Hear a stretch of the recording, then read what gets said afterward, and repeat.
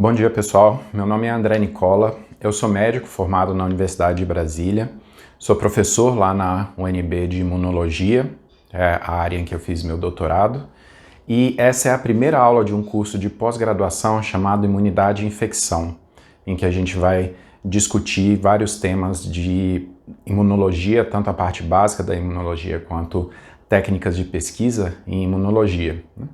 Normalmente eu coloco as aulas para os cursos que eu dou tanto na graduação quanto na pós, como aulas restritas para os alunos, mas dessa vez eu vou fazer um teste e esse primeiro vídeo da aula eu vou colocar aberto no YouTube para os alunos poderem assistir para a aula deles e para saber se tem mais gente interessada, etc. Então, se você achou esse vídeo, achou ele legal, acha interessante a ideia e gostaria de ver outros vídeos de outras aulas, bota um comentário aqui embaixo no vídeo para eu poder pensar e planejar colocar outras aulas desse curso mais para frente. Nessa primeira aula de hoje, a gente vai conversar sobre uma pergunta bem básica num curso de imunologia. O que é a resposta imunitária? Para que ela serve? Quais são as funções da resposta imunitária?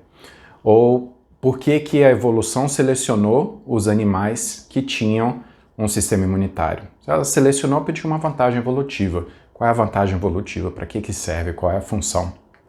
Então essa é a pergunta básica dessa primeira aula agora. Existem diversas definições por aí do que é o sistema imunitário. E eu trouxe duas dessas definições aqui. Essa primeira definição aí em cima fala sobre o sistema imunitário como um exército.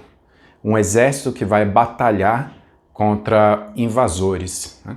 E essa é uma definição presente num artigo científico de revisão escrito por pesquisadores na área de imunologia, né? E é uma definição razoavelmente frequente, né, do sistema imunitário como um sistema de defesa, um sistema que vai batalhar contra os nossos inimigos.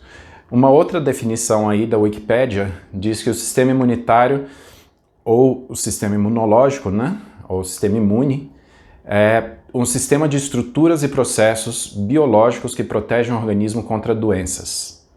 Então é um sistema que protege a gente de doenças, né? Essas são duas definições que a gente encontra aí de briga, guerra, inimigos, destruição, proteção contra doenças. Quando você olha o maior número de definições, isso aqui eu fui em diversos sites na internet buscando o que as pessoas diziam que era o sistema imunitário, né? E aparece uma série de palavras que talvez venham na cabeça de vocês também, quando vocês pensam sobre o sistema imune, sobre o nosso sistema de defesa, né? Frequentemente a gente usa o sistema de defesa como um sinônimo para o sistema imunitário. Defesa contra o quê? Contra os antígenos, contra os micro-organismos, que podem ser bactérias, fungos, protozoários, vírus, etc. É um sistema que nos protege, ele reconhece essas coisas que são nossos inimigos para destruir aquelas coisas, reconhece o que faz parte do nosso corpo para não atacar o que faz parte do nosso corpo, então para tolerar o nosso corpo. Tem uma série de coisas, uma série de definições que rodam em torno desses termos que estão nessa nuvem aqui do lado. E, de novo, provavelmente essa é a definição que vocês trazem, é uma definição que a gente aprende desde lá do ensino fundamental. Criancinhas no ensino fundamental aprendem do sistema imune como um sistema de defesa, né? Então seria mais ou menos isso aqui, o sistema imune protege a gente, o nosso corpo, deles. Quem são eles? Os patógenos. Eumintos, bactérias, fungos, protozoários, tumores, vírus. Então o nosso sistema imune existe para proteger a gente deles. Eles são nossos inimigos. Eles querem invadir o nosso corpo, colonizar, consumir substâncias do nosso corpo como nutrientes, sobreviver dentro do nosso corpo se protegendo do ambiente. Então, eles querem fazer mal para a gente. O sistema imune é o que protege a gente disso. Esse é um modelo mais comum, é a explicação, é a resposta mais comum para essa pergunta: o que é o sistema imunitário? Qual é a função dele? Mas essa definição, ou esse modelo, essa forma de enxergar o sistema imunitário é problemática. A gente tem fica nessa situação assim muito maniqueísta do bem contra o mal, o sistema imune sendo bem, os micro-organismos sendo do mal. E isso aqui é uma visão muito importante historicamente, ela surgiu lá no final do século XIX, na era de ouro da microbiologia, com Pasteur, Koch, Ehrlich, esse conjunto enorme de pesquisadores que fez descobertas fantásticas, que mostrou que os micro-organismos causavam doença. Esse é um modelo que vem lá desde aquela época. Micro-organismos são do mal, o sistema imunitário é do bem e protege a gente. Mas isso aqui tem problemas e a gente acaba não só tendo problemas acadêmicos em discutir isso, mas problemas no mundo real. Aqui é um exemplo. Se a gente parte do pressuposto de que os micro-organismos são sempre do mal, essa imagem aí de cima é um esfregaço de muco vaginal. Está cheio de micro-organismos, cheio de lactobacilos ali. Os micro-organismos são do mal. O que a gente precisa fazer? Então, se livrar de micro-organismos. Aí, a foto aí de baixo é de um aparato, uma ducha vaginal. A mulher enche aquilo ali de solução salina, água, etc. Injeta na vagina, depois a água sai e você lava, tira aquelas bactérias, aquele muco. Ao invés de melhorar, isso aqui piora as coisas. Esses lactobacilos, eles consomem o glicogênio que é produzido pela mucosa vaginal, na mucosa do colo uterino. Ao consumir esse glicogênio, eles produzem substâncias ácidas como parte do metabolismo deles, e essas substâncias ácidas diminuem o pH da mucosa vaginal. Em pH ácido, um fungo que faz parte da microbiota normal da vagina, Candida albicans, ele não cresce muito e ele fica principalmente na forma de levedura, que não causa doença. Quando a mulher faz essa ducha, leva embora boa parte dos lactobacilos do glicogênio e do ácido lático que tinha sido formado, o pH vaginal sobe. Quando o pH vaginal sobe, a cândida começa a se multiplicar e ela se diferencia de levedura para micélio, para forma filamentosa. Essa forma filamentosa invade a mucosa e começa a causar os sintomas de coceira, dor, ardência, que são característicos da candidíase vulvovaginal, que é uma doença fúngica extremamente frequente, uma das doenças fúngicas mais frequentes. A maioria das mulheres vai ter pelo menos um episódio ao longo da vida.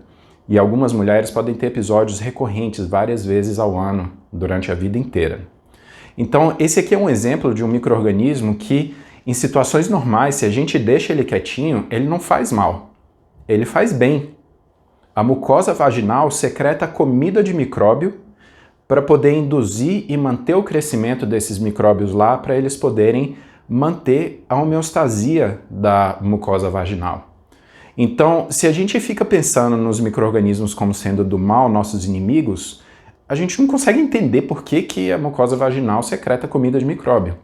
E a gente acaba tomando decisões, tanto pessoalmente como profissionais de saúde, que ao invés de melhorar, pioram. Então, os micro-organismos não são necessariamente do bem. E o sistema necessariamente do mal. Na verdade, tem muitos micro-organismos que são do bem, né? E a gente está aprendendo cada vez mais sobre isso, sobre esses micro-organismos do bem, né? Aqui são duas figuras de num artigo de revisão razoavelmente recente, mostrando uma série de substâncias que a microbiota normal do intestino secreta. Essas substâncias são absorvidas pelo intestino e se espalham pelo corpo e vão levar uma série de sinalizações em diversos sistemas no corpo.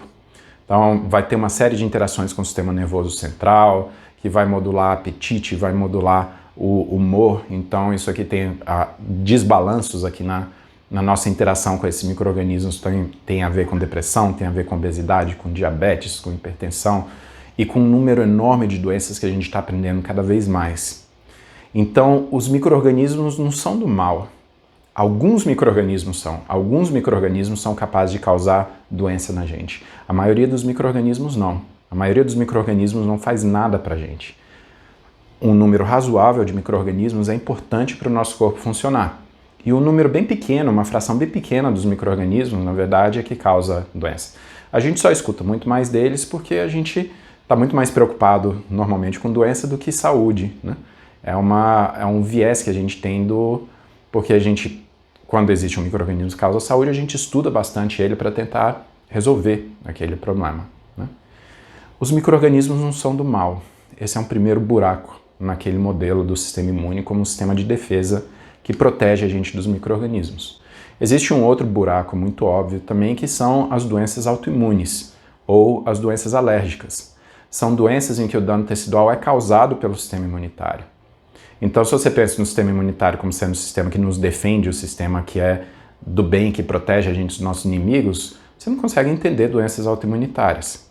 E as doenças autoimunitárias, apesar de não serem o foco desse curso, a gente vai, em algum momento ou outro, levantar esse tema de autoimunidade, né? Mas elas são importantíssimas. Existem alguns autores que sugerem que até 9% dos seres humanos vão ter pelo menos uma doença autoimune ao longo da vida. E algumas dessas doenças são severas ao ponto de matar as pessoas. Lúpus eritematoso sistêmico, artrite reumatoide, uma série de outras doenças autoimunes são potencialmente graves, são problemas sérios, e elas são doenças em que o dano tecidual é causado pelo sistema imunitário.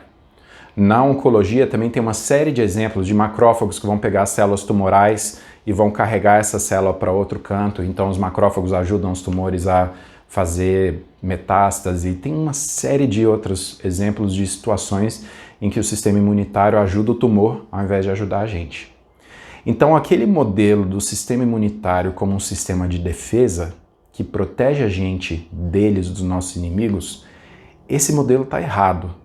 E é importante vocês pararem de pensar no sistema imunitário como um sistema de defesa, porque quando a gente pensa no sistema imunitário de defesa, a gente toma decisões clínicas para atender os nossos pacientes, as pessoas cujos exames a gente processa no laboratório, no caso de biomédico farmacêutico, os pacientes animais, no caso dos médicos veterinários. Então, a gente pode tomar decisões erradas como profissional de saúde pública e a gente pode tomar decisões erradas como pesquisador.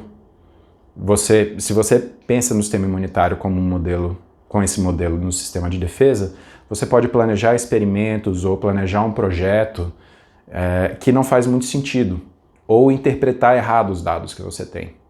Então é importante entender esse modelo e entender os problemas nele.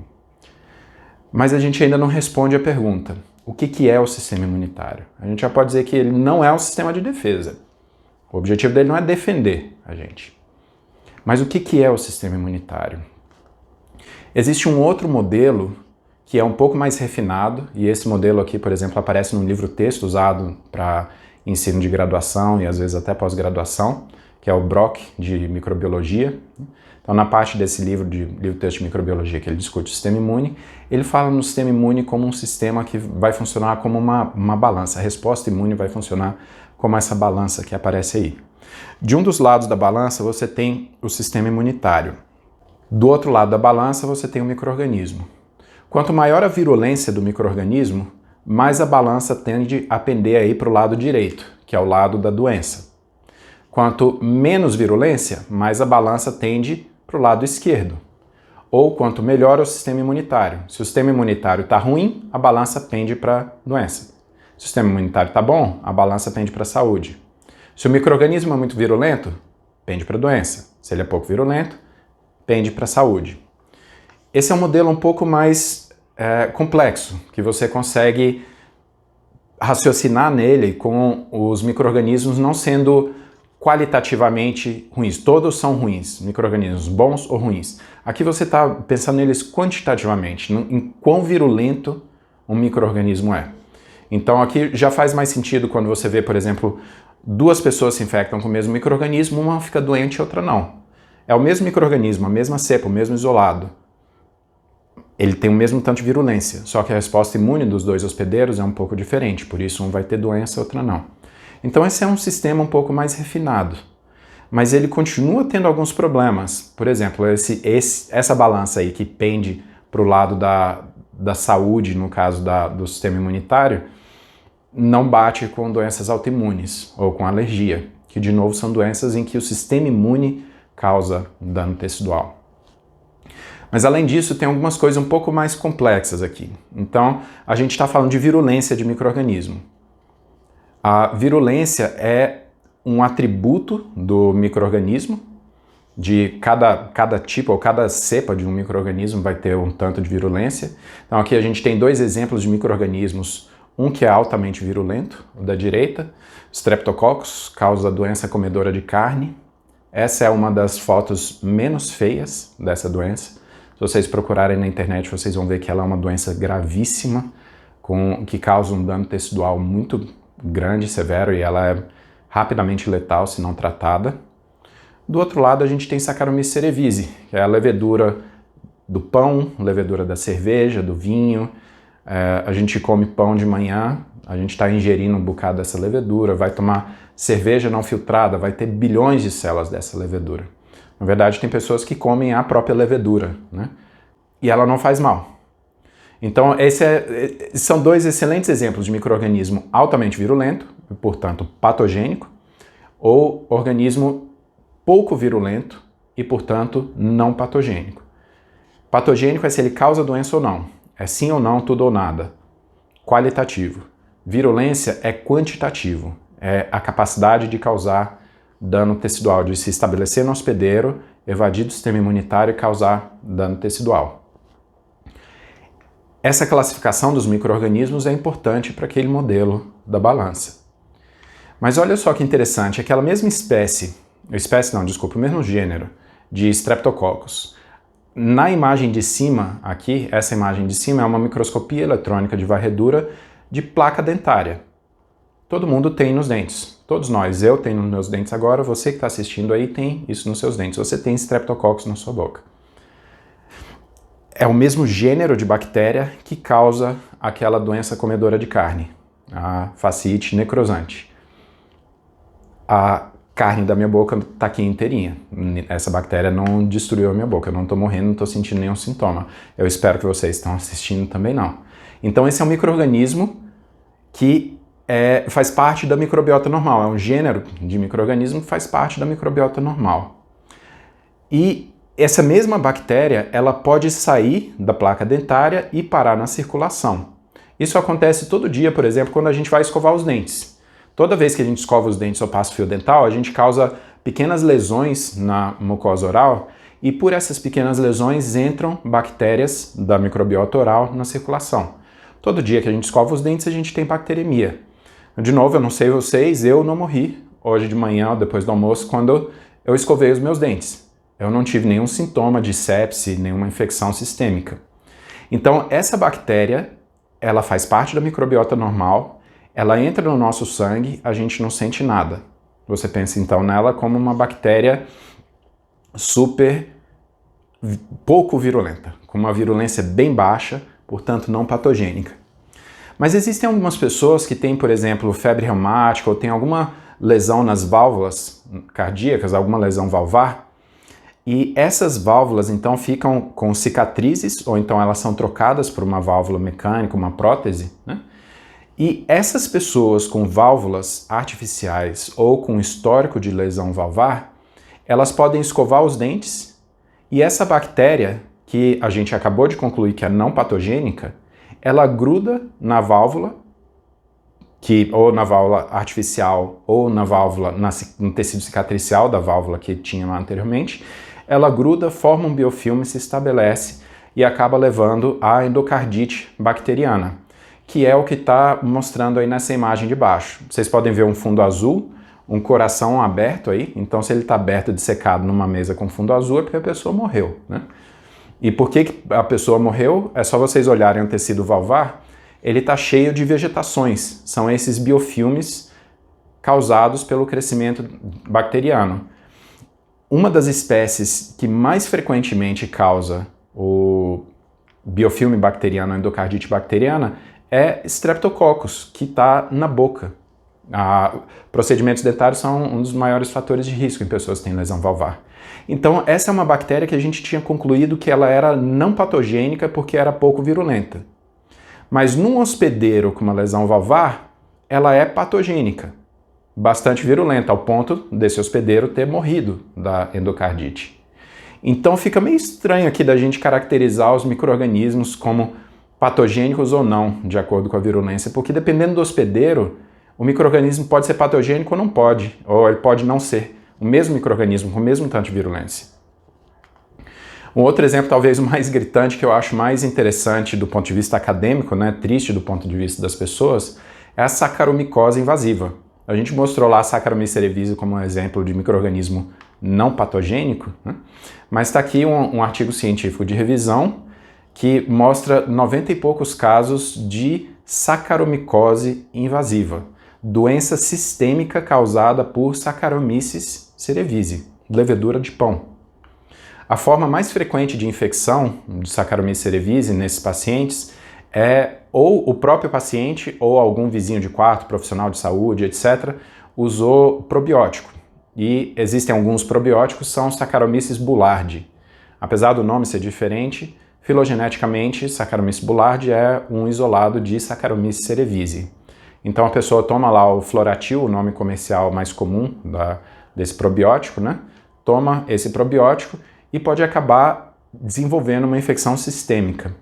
Isso é obviamente raro e acontece muito mais frequentemente em pacientes internados em hospital com múltiplas causas de imunossupressão, por exemplo, uso de antibióticos de amplo espectro por longo prazo, maior idade aumentada ou doenças que vão prejudicar o sistema imune. Então, geralmente são pessoas que estão com o sistema imune que não funciona muito bem.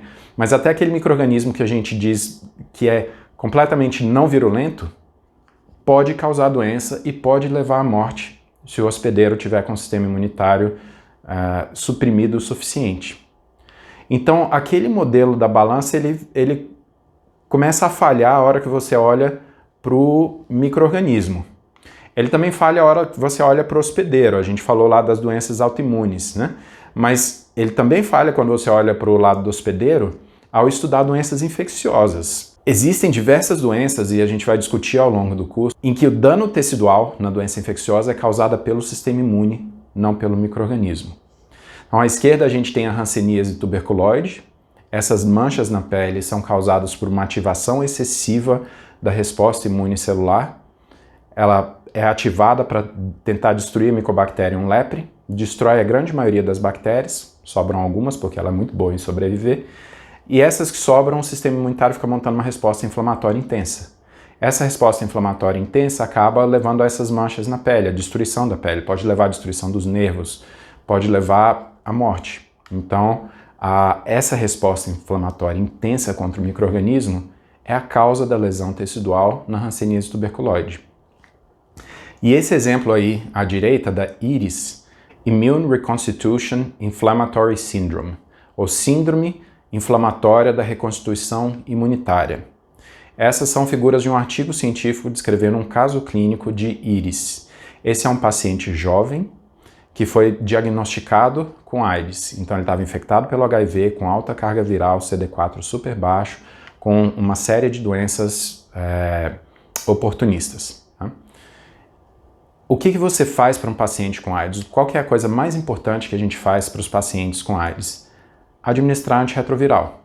O antirretroviral controla a multiplicação viral, a contagem de CD4 sobe, as doenças oportunistas vão embora, a maioria delas, não, você consegue controlar razoavelmente bem. Os antirretrovirais são importantíssimos no manejo dos pacientes com AIDS. Eles salvam a vida de milhões de pessoas por ano. Pois bem, esse paciente foi diagnosticado com AIDS, começou a receber antirretrovirais. Algum tempo depois dele começar a receber os antirretrovirais, começaram a aparecer essas lesões. Tem abscessos no pescoço, por exemplo, aqui no peito, e aquela tomografia ali está mostrando um grande abscesso hepático. E essa foto aí embaixo, à direita, está mostrando o líquido que foi drenado do abscesso hepático. Foi drenado mais de 1 litro de pus. Eles fizeram cultura e esse pus estava estéril, não tinha micro-organismo. O dano tecidual aí estava sendo causado por uma ativação excessiva do sistema imunitário. O que acontece na IRIS é o seguinte, o paciente estava super imunossuprimido por causa da AIDS, por causa da destruição dos linfócitos TCD4. Ele foi infectado por Mycobacterium tuberculosis e na ausência de uma resposta imunicelular eficaz, porque o paciente estava com a contagem CD4 baixa, essa micobactéria começou a se multiplicar e espalhar pelo corpo. A hora que ele toma um antirretroviral e o CD4 sobe, esses linfócitos começam a subir no corpo de uma pessoa que está repleto de antígeno, está repleto de Mycobacterium tuberculosis. tem tanta micobactéria e tanto linfócito novo surgindo que esses linfócitos começam a responder contra a micobactéria e essa resposta fica super intensa. Tão intensa que ela começa a destruir o próprio corpo, que é a síndrome inflamatória da reconstituição imunitária. Como é que você trata essa doença? É uma doença em que o sistema imunitário está causando dano tecidual potencialmente letal. Como é que você trata? Suprime o sistema imunitário. Corticoide. Que é uma coisa muito louca, esse paciente estava morrendo porque o sistema imunitário dele não estava funcionando com AIDS. Você faz o tratamento que vai ajudar ele a sobreviver, recuperando o sistema imunitário dele. Agora você precisa desligar o sistema imunitário dele para ele não morrer. Se você não fizer isso, ele pode morrer da íris. Ela afeta vários sistemas no corpo, pode afetar o sistema nervoso central e é potencialmente letal. Então, esses são exemplos de doenças infecciosas em que o sistema imunitário causa dano. A COVID é outro exemplo. Então, os pacientes vão internados no hospital, vão para a UTI com COVID, eles estão com dano tecidual causado essencialmente por uma resposta inflamatória intensa demais. A gente vê isso na leishmaniose, vê isso na doença de Chagas. Tem um monte de doenças infecciosas e parasitárias em que o dano tecidual é causado pelo sistema imunitário. Então aquele modelo de balança também não faz sentido. Não faz sentido nenhum dos dois lados da balança. A gente não consegue classificar micro-organismos como patogênicos ou não patogênicos. Porque dependendo do hospedeiro, um micro-organismo pouco virulento pode ser patogênico. Então não dá pra gente classificar os micro-organismos e não dá pra gente dizer que quanto mais imunidade, melhor. Se você não tem imunidade, caso um paciente com AIDS, por exemplo, vai ter problema. Se você tem imunidade demais, você também vai ter problema. Então o sistema imunitário não é um sistema de defesa. A resposta imune também não funciona como uma balança. Então, esses são dois modelos, ou são duas respostas possíveis para aquela pergunta. Se o sistema imunitário não é então um sistema de defesa, se a resposta imune não é uma balança que mantém a saúde, o que é o sistema imunitário então? Para que ele serve? Qual que é a resposta à pergunta então? Por que a resposta imunitária foi selecionada? Por que os animais todos têm sistema imune? Essa é a pergunta que a gente vai discutir na nossa reunião síncrona da primeira aula. Eu gostaria que vocês estudassem sobre esse tema para a gente poder discutir na aula e mais para frente um vídeo com essa aula também aparece no YouTube. E por fim, antes da gente terminar esse vídeo, eu queria só conversar com vocês brevemente de por que a gente precisa estudar imunologia. Por que imunologia é obrigatória em todos os cursos de ciência da vida e ciência da saúde? Por que existem disciplinas de pós-graduação de imunologia? Para que serve isso? Qual que é o motivo da gente estudar? Tem uma série de razões para a gente estudar.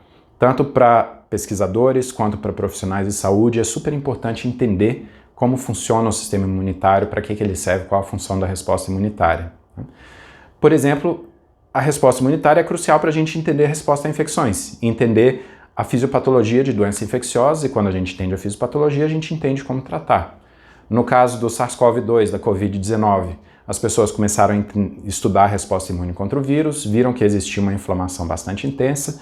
Logo no começo da pandemia, eles começaram a fazer os ensaios clínicos com os corticoides e até hoje é o único fármaco que comprovadamente funciona em pacientes com COVID-19 grave.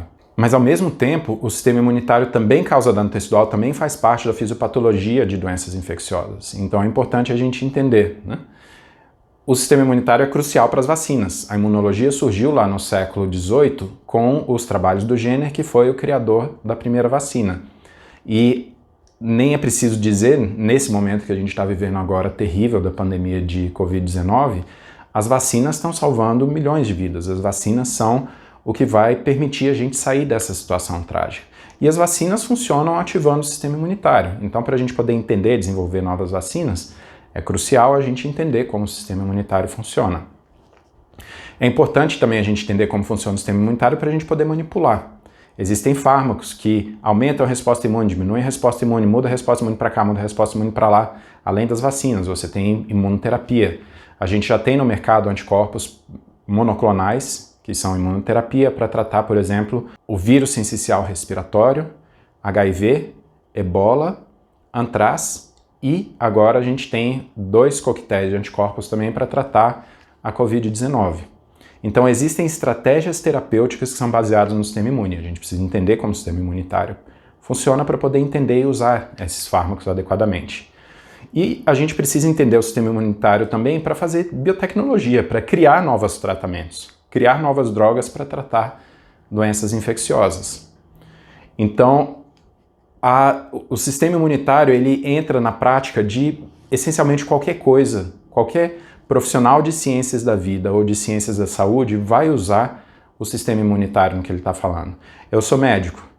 Qualquer médico, independente da especialidade que ele está, vai precisar entender do sistema imunitário e usar conceitos de imunologia para poder entender o que ele precisa fazer e fazer o trabalho melhor.